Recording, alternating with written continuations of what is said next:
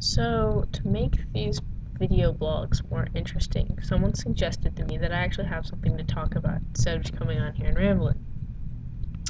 So, I didn't have anything prepared for today, but I figured that I could talk about Dungeons and Dragons because it's really easy for me to talk about that a lot. But it's also kind of simple enough that I can explain it to you so that if you don't know what it is, you can understand. So I decided that over the next couple video blogs, I'm going to basically explain how to play Dungeons and Dragons and how to go about building a character. So if anybody feels like doing it, they can. And who knows, maybe, these will help other people get to play Dungeons and Dragons. So basically, I should probably start by explaining what Dungeons and Dragons is, because not all of my friends know. And the basic key points to starting to understand this is understanding that Dungeons and Dragons is not a computer game. It's not played on the internet. It's a pen and paper game played with a whole bunch of dice, which I should probably pull out later to explain.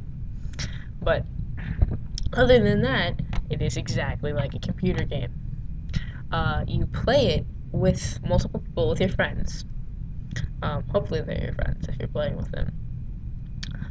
But instead of anytime you're playing a video game and you go to hit something, the computer automatically calculates for you whether or not you hit or not, and how much damage you dealt. Instead of the computer telling you, you actually get to roll your dice to figure that out. Other than that, it's pretty much like a video game except that you get to tell the story yourself. So you have a lot more control in that aspect and you can have a lot more fun.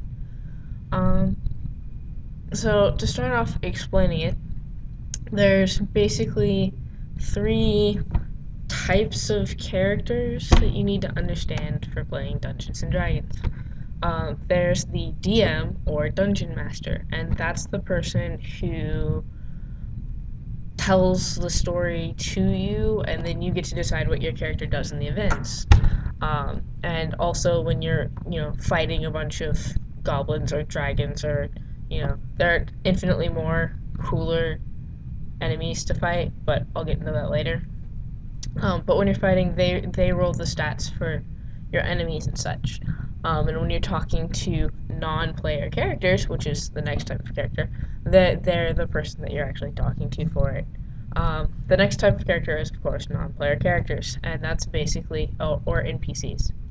And that's basically you and your group of friends have characters. And then anyone who is not one of your characters is a non-player character, and the DM has to voice them. So when you're going to an inn and you're trying to get information, and you're talking to the bartender there, that's a non-player character, because none of you is going to have a character that's a bartender, because you can't really do much with that. You might have a character who used to be a bartender, but that's different. And then you get into the players' characters. So the players are the people other than the DM who are actually there playing with you. They're real people, and then they create their characters. I hope that makes sense. But yeah, everyone gets one character, and you go around, and after you've made them, to over-summarize and get down to its really basic components, you fight things, and you run around basically on missions to level up your character so that you can do bigger missions, so that you can level up your character so that you can do bigger missions. And it's kind of an endless cycle like that, but so are most video games.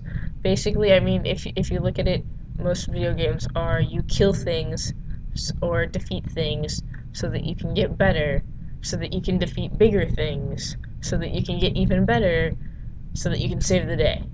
Only in Dungeons and Dragons, you can save the day as many times as you want, and it can be as simple as going into a village and they're being attacked by 5 goblins, and you have to kill the 5 goblins, and woohoo, you've saved the day.